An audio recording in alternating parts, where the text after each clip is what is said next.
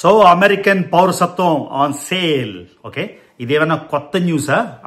Trump పెట్టిన gold card $5 million కి ఇదేమైనా కొత్తదా అంటే కొత్తది కాదు, ఎప్పటి నుంచో ఉంది. ఇలానే ఎన్నో దేశాలు పాస్పోర్ట్లు అమ్మేస్తాయి, అంటే వాళ్ళ సిటిజన్షిప్ అమ్ముతాయి. ఆ 15-16 దేశాలు ఉన్నాయి. వాటన్నిటికన్నా చీపెస్ట్ దేశం అని చెప్తాను. యాంటిగా బార్బుడా అనే ఒక దేశం ఉంది. అది కెరీబియన్ లో ఉంటది. $1,00,000 ఇస్తే, 1 లక్ష అంటే తెలుసు మీకు, 87 లక్షల రూపాయలు, అంటే ₹1 కోటి కన్నా తక్కువ ఇస్తే ఒక ఫ్యామిలీ ఆఫ్ నలుగురు ఫ్యామిలీ మెంబర్స్ కి మీకు సిటిజన్షిప్ వచ్చేస్తుంది. $1,00,000, 87 లక్షల రూపాయలు ఉంటే యాంటిగా బార్బుడా మీ గ్రీన్ కార్డ్ కాదు, సిటిజన్షిప్ పాస్పోర్టే కొనుక్కోవచ్చు. అలాగా ఎన్నో దేశాలు ఉన్నాయి. యూరోప్ లో ఆస్ట్రియా లాంటి దేశాలు, ఈజిప్ట్, తర్వాత బల్గేరియా, ఇలా ఎన్నో దేశాలు ఉన్నాయి. సో ట్రంప్ కూడా ఒక కొత్త సిస్టమ్, ఒక గోల్డ్ కార్డ్ అని పెట్టబోతున్నాడు.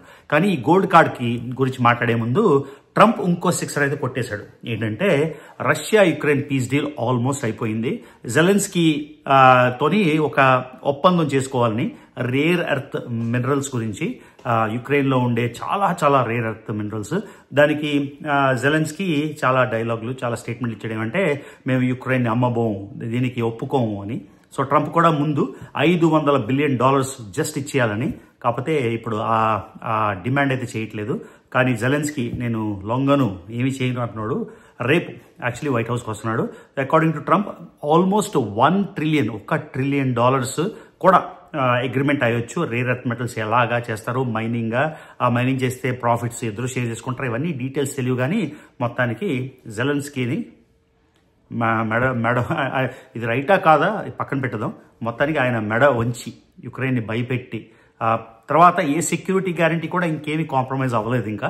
సో రేపు తెలుస్తుంది. కానీ ఇవాళ వీడియో అయితే ఈ గోల్డ్ కార్డ్ అసలు ఏంటి, గ్రీన్ కార్డ్ ఏంటి, వీటి గురించి మాట్లాడదాం. Okay, let's go into the video.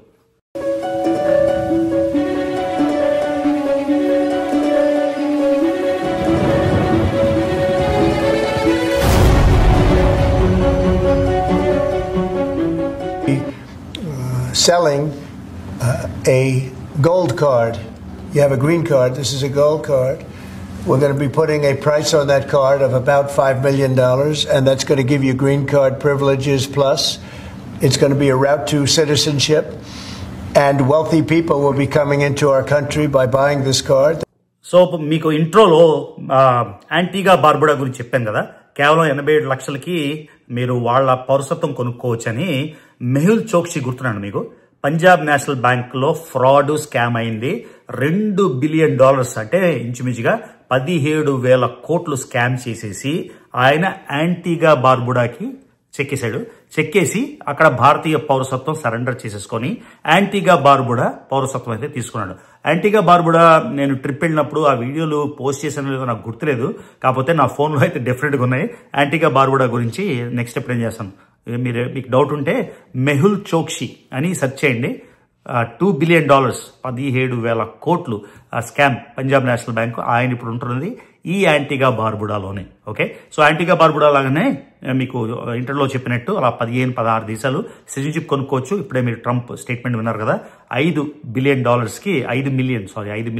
కి 43.5 కోట్లకి చక్కగా సిటిజన్షిప్ తీసుకోవచ్చు. సో ఈ గోల్డ్ కార్డ్ గురించి ఇప్పుడు మాట్లాడదాం. సో మనలో చాలా మందికి చాలా కన్ఫ్యూజన్. అందరూ ఎన్ఆర్ఐ అనేస్తారు, అంటే వేరే దేశంలో ఉంటేనే ఎన్ఆర్ఐ అనేస్తారు. అసలు ఎన్ఆర్ఐ ఏంటి, గ్రీన్ కార్డ్ ఏంటి, ఇవన్నిటి గురించి మాట్లాడదాం.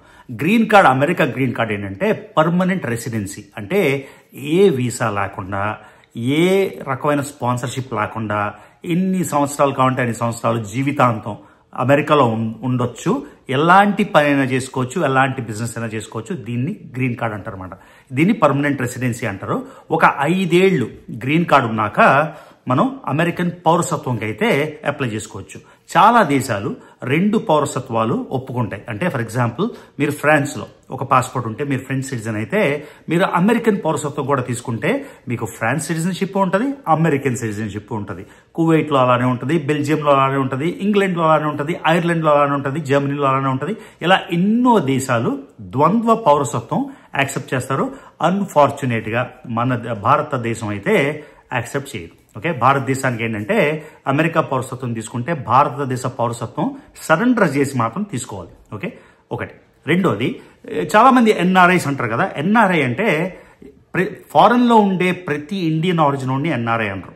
ఇంకా భారతదేశం పౌరసత్వం ఉండి వేరే దేశంలో ఉన్నోళ్ళని ఎన్ఆర్ఐస్ అంటారు.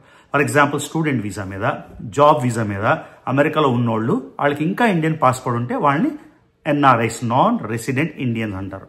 ఓకే, భారతదేశం పౌరసత్వం సరెండర్ చేసేసి అంటే వదిలేసుకొని వేరే దేశం పౌరసత్వం తీసుకుంటే వాళ్ళు ఎన్ఆర్ఐస్ అవ్వరు. ఓకే, వాళ్ళు ఫారెన్ సిటిజన్స్ అవుతారు. కానీ భారతదేశం వాళ్ళందరికీ ఇండియన్ ఆరిజిన్ అంటే ఇండియాలో పుట్టి పెరిగిన వాళ్ళకి, ఇండియాతో హిస్టారికల్గా టైస్ ఉన్న వాళ్ళకి, లేకపోతే అమ్మా నాన్న అంటే అమ్మా నాన్న కూడా ఒకప్పుడు ఇండియన్స్ పౌరసత్వం ఉంటే వాళ్ళకి మన government overseas citizen of India అని కార్డు ఇస్తుంది, ఓసీఐ కార్డు. ఈ ఓసీఐ కార్డు ఉంటే మీకు నిన్న వీడియోలో చెప్పినట్టు ఓన్లీ ఎలక్షన్స్లో పార్టిసిపేట్ చేయడానికి లేదు, ఎలక్షన్స్లో పాల్గొనడానికి వీల్లేదు, పొలిటికల్ ప్రాసెస్లో అంటే ఎమ్మెల్యే ఎంపీ ఇవన్నీ కంటెస్ట్ చేయడానికి లేదు, అంతేకాకుండా కొత్తగా ఫార్మ్ ల్యాండ్స్ కొనడానికి లేదు. ఆల్రెడీ మీకు ఫార్మ్ ల్యాండ్స్ ఉంటే వారసత్వంతో వస్తే అది ఓకే. అది మినహాయించి ఇండియాలో కూడా అన్ని రైట్స్ ఈ ఓసీఐస్కి ఉంటాయన్నమాట. ఓకే, సో చాలామంది ఎన్ఆర్ఐ అని పదం వాడిస్తారు కదా, వాళ్ళ కోసం ఇది నేను ఎక్స్ప్లెయిన్ చేస్తున్నాను. ఓకే, ఒకటి. రెండోది, ఈ గ్రీన్ కార్డ్ ప్రాసెస్ చాలా లెందీ ప్రాసెస్. అంటే ఇప్పుడు భారతదేశం మన ఇక్కడ ఇండియా నుంచి ఇక్కడికి వచ్చి H1 వీసాల మీద ఉన్నోళ్ళు గ్రీన్ కార్డ్ ప్రాసెసింగ్ కొంతమందికి 10 ఏళ్ళు పట్టొచ్చు, కొంతమందికి 20 ఏళ్ళు పట్టొచ్చు. అంత లాంగ్ వెయిట్ పీరియడ్ ఉంది గ్రీన్ కార్డ్ రావడానికి. సో ఈ గ్రీన్ కార్డులో కూడా ఒక రకం కాదు, 29 రకాల గ్రీన్ కార్డులు ఉన్నాయి. ఏంటంటే అంటే ఫర్ ఎగ్జాంపుల్ జాబ్ వీసా మీద ఉన్నోళ్ళు, లేకపోతే ఫ్యామిలీ స్పాన్సర్షిప్లో ఎన్ని రకాలు అంటే అక్క చెల్లెలకి చేయొచ్చా, తల్లిదండ్రులకు చేయొచ్చా, పిల్లలకి చేయొచ్చా, ఇలాగా 29 రకాలు నాకు తెలుసున్నాయి. ఇందులోని ఇంతకుముందు EB-5 అని ఒక ప్రోగ్రామ్ ఉండేది. ఆ EB-5 ప్రోగ్రామ్ ఏంటంటే అమెరికాలో $8 లక్షల ఒక బ్యాక్వర్డ్ ఏరియా అంటే ఎక్కువ ఎంప్లాయ్మెంట్ ఆపర్చునిటీస్ లేని ఏరియాలోని మీరు $8 లక్షల $8 లక్షల అంటే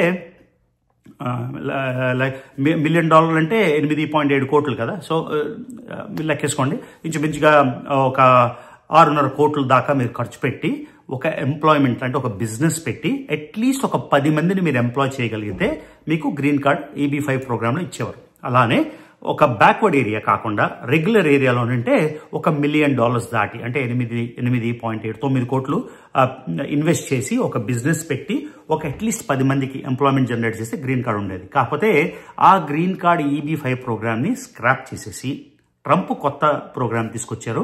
ఏంటంటే అది గోల్డ్ కార్డ్ అని. గోల్డ్ కార్డ్ ఏంటంటే $5 మిలియన్ $50 లక్షల అంటే ఇంచుమించుగా 43.5 కోట్ల రూపాయలు భారతీయ రూపాయలు ఇచ్చేస్తే ఈ గోల్డ్ కార్డ్ కొనుక్కోవచ్చు. ఈ గోల్డ్ కార్డ్ కొనుక్కోవడం అంటే ఎవరికైనా 43.5 కోట్లు ఉంటే జస్ట్ ఆ 43.5 కోట్లు ఇచ్చేసి గోల్డ్ కార్డ్ కొనుక్కోవడం కాదు, దానికి కూడా ఒక ప్రాసెస్ ఉంటుంది. అసలు వాళ్ళ బ్యాక్గ్రౌండ్ చెక్ చేస్తారు, వీళ్ళు వర్తా కాదా, వీళ్ళు నిజంగా గుడ్ సిటిజన్స్ అవుతారా, ఏదో ఒక కేటగిరీ ఉంటుంది. ఆ కేటగిరీ అంతా క్వాలిఫై అయితే 43.5 కోట్లు మీకు ఎవరైనా ఇచ్చేస్తే మీకు అమెరికన్ గోల్డ్ కార్డ్ కొనుక్కోవచ్చు. గోల్డ్ కార్డ్ కొనుక్కుంటే గోల్డ్ కార్డ్కి ఏముంటాయంటే గ్రీన్ కార్డ్కి ఏ ఫెసిలిటీస్ ఉంటాయో అవే ఫెసిలిటీస్ ఉంటాయి. కాకపోతే గ్రీన్ కార్డ్ రావడానికి మీకు చెప్పాను కదా 10 ఏళ్ళు 20 ఏళ్ళు పడుతుంది. ఆ 20 ఏళ్ళు లేకుండా ఇమ్మీడియట్గా చేసుకోవచ్చు. ఓకే, ఈ 43 కోట్ల వల్ల భారతీయులకి ఏమైనా అడ్వాంటేజా అంటే డెఫినెట్గా అడ్వాంటేజ్. పర్సనల్గా కొనుక్కోలేకపోయినా కంపెనీలు, ఫర్ ఎగ్జాంపుల్ యాపిల్ కంపెనీ ఉంది, యాపిల్కి ఒక బ్రహ్మాండమైన సైంటిస్ట్ కావాలి IIT బాంబే నుంచి. ఇంతకుముందు అంటే H1B ఇవన్నీ ఉండేవి. అలా కాకుండా వాళ్ళు ఒకవేళ వర్త్ అని అనుకుంటే ఎవరికైనా ఒక పొటెన్షియల్ లేకపోతే ఒక పెద్ద scientist, space scientist, aeronautical engineer ఎవరికైనా వర్త్ ఉందనుకుంటే కంపెనీలు కూడా స్పాన్సర్ చేయొచ్చు కదా. సో కంపెనీలు బేసిక్గా ఈ $5 మిలియన్ అంటే 43.5 కోట్లు ఇచ్చేసి ఈ గోల్డ్ కార్డ్ అయితే వెసులుబాటు చేయొచ్చు. కానీ గోల్డ్ కార్డ్ వచ్చేస్తే ఓన్లీ గ్రీన్ కార్డ్ ఫెసిలిటీస్ ఉంటాయి. ఆ గ్రీన్ కార్డ్ ఫెసిలిటీస్ ప్రస్తుతానికి ఏంటంటే ప్రతి 2 ఏళ్ళకి అనుకుంటా 6 నెలలు కంపల్సరీగా అమెరికాలో ఉండాలి ఒక్కసారి. ఆ తర్వాత మీరు కంటిన్యూస్గా అమెరికాలో ఉండాలి 5 ఏళ్ళు. ఒకవేళ దానికి ఏవో ఎక్సెప్షన్స్ ఉన్నాయి, ఇంత బ్రేక్ తీసుకోవచ్చు అని 2 ఏళ్ళు ఒకవేళ మీరు బయటకు వెళ్ళిపోయి మళ్ళీ రాకపోతే ఆ గ్రీన్ కార్డ్ పోతుంది. ఇప్పుడు గోల్డ్ కార్డ్కి మొత్తం డీటెయిల్స్ అయితే ఇంకా రాలేదు. ఆ డీటెయిల్స్ ఏప్రిల్కి లాంచ్ అవుతాయి అన్నారు. సో ట్రంప్ ఐడియా ఏంటంటే 1 కోటి మంది, 10 మిలియన్, 1 కోటి మందికి ఈ 43 కోట్లు 43.54 కోట్లు ఎంత అవుతుంది ఈ గోల్డ్ కార్డ్స్ అమ్మాలని ఆయన ప్లాన్ ఏంటంటే ఇంచుమించుగా అప్ టు $1 ట్రిలియన్ అమెరికన్ ఖజానాకి తీసుకురావాలని. ఐడియా బాగుంది, బ్రహ్మాండంగా ఉంది. మళ్ళీ చెప్తున్నాం కదా, జస్ట్ డబ్బులుంటే కాదు, డబ్బులు తీసుకొని ప్రాసెస్ వెట్టింగ్ అంటారన్నమాట. ఆ ప్రాసెస్ అంతా మీరు అండర్గో అయ్యి ఈ గ్రీన్ కార్డ్ ఈ విధంగా అమ్ముతున్నారు. అది మళ్ళీ జనాలు అంటారు ఏంటి అమెరికా పౌరసత్వం అమ్మేస్తాడంటే, మళ్ళీ మీకు చెప్పాను కదా EB-5 ఇంతకు ముందు ఆల్రెడీ ఉంది. సో ఇది ఇంకా బెటర్ ప్రోగ్రామ్. సో అమెరికా ఖజానా నిండుతుంది అంటే డెఫినెట్గా అది వెల్కమింగ్ మూవ్. అంతేకాకుండా ఇండివిజువల్గా ఇండియాలో ఎంతోమంది బిలియనర్స్ వాళ్ళందరూ ఉన్నారు. సో వాళ్ళు కూడా కావాలంటే సరదాగా అమెరికన్ గ్రీన్ కార్డ్ కొనుక్కోవచ్చు. ఆ అమెరికన్ గ్రీన్ కార్డ్ వల్ల ఏమైనా అడ్వాంటేజెస్ ఉంటాయా వాళ్ళకు ఉంటాయా అంటే, 2 పౌరసత్వాలు భారతదేశం వెసులుబాటు లేదు కాబట్టి వాళ్ళు ఒకవేళ గ్రీన్ కార్డ్ తీసుకున్న అమెరికా సిటిజన్స్ అయిపోవాలంటే భారతదేశం పౌరసత్వం వదులుకోవాలి. కాబట్టి పెద్ద ఆ సిటిజన్షిప్ పరంగా పెద్ద అడ్వాంటేజ్ అయితే కనబడట్లేదు. ఓకే, సో అలానే మళ్ళీ మీకు ఇంట్రొడక్షన్ చెప్పినట్టు జెలెన్స్కీతోనే రేపు ఏం జరగబోతుంది చాలా ఆసక్తిగా ఉంది. ఎందుకంటే రేర్ ఎర్త్ మెటల్స్ డీల్ కానీ సైన్ అయితే అమెరికా ఖజానాకి ఆబ్వియస్లీ కాఫర్స్కి బ్రహ్మాండమైన బ్రహ్మరథం అయితే పడతారన్నమాట. సో ఇది గైస్, సో గోల్డెన్ కార్డ్ అంటారు దీన్ని. గ్రీన్ కార్డ్, గోల్డెన్ కార్డ్ అంటే గ్రీన్ కార్డ్ ప్లస్ ఫెసిలిటీస్. ఆ ప్లస్ ఫెసిలిటీస్ ఏంటో ఇప్పుడైతే అప్డేట్ అవుతుందో వెంటనే మీకు చెప్తామన్నమాట. సో నా దృష్టిలోని ఇది ఒక అద్భుతమైన ఆపర్చునిటీ.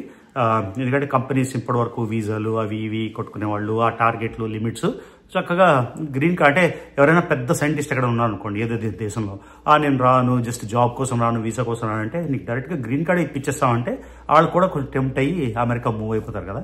సో ఇది అమెరికాకి మంచి విషయమే అని నేను అనుకుంటున్నా. సో ట్రంప్ జస్ట్ నెల దాటింది ఆయన వచ్చి, ఎన్నో సిక్సర్లు ఎన్నో బౌన్సర్లు కొడుతున్నాడు. తర్వాత ఇవాళ ఒక చూశాను ఇందాక CNBCలోని ఏంటంటే ట్రంప్ మెక్సికోతోని కెనడాతోని టారిఫ్స్ అది టెంపరీగా సస్పెండ్ చేశాడు. మొత్తానికి మార్చి 4 నుంచి ఆ టారిఫ్లు మళ్ళీ మొదలైపోతాయని చెప్పాడు. సో ఇది మంచా చెడా అన్నది ఆల్రెడీ నేను ఇంతకుముందు వీడియో చేశాను, ఆ వీడియో చూడండి టారిఫ్ల గురించి. అంతేకాకుండా చైనాకు కూడా 10% టారిఫ్లు అయితే పెట్టాడు. దీనివల్ల ఎకనామిక్గా ఎలాగా దీని బ్యాక్లాష్ ఏముంటుంది, దీని రిపర్కషన్స్ ఏముంటాయి అది వేరే వీడియోలో చేస్తాం. సో ఇది guys gold card update. So మీ దగ్గర 43.5 కోట్లు ఉన్నాయా? సింపుల్, గోల్డ్ కార్డ్కి అప్లై చేసేయండి, వచ్చేస్తే మీరు కూడా అమెరికన్ గ్రీన్ కార్డ్ హోల్డర్స్ అయిపోవచ్చు. 5 ఏళ్ళ తర్వాత అమెరికా పౌరులు అయిపోవచ్చు. అది గైస్ ఈ వీడియోకి. సో యాజ్ ఆల్వేస్ నా వీడియోస్ మీరు రెగ్యులర్గా చూస్తున్నట్టయితే మర్చిపోకుండా రవి తెలుగు ట్రావెల్ ఛానల్కి సబ్స్క్రైబ్ చేసుకొని వీడియోస్ లైక్ చేయండి. See you in the next video.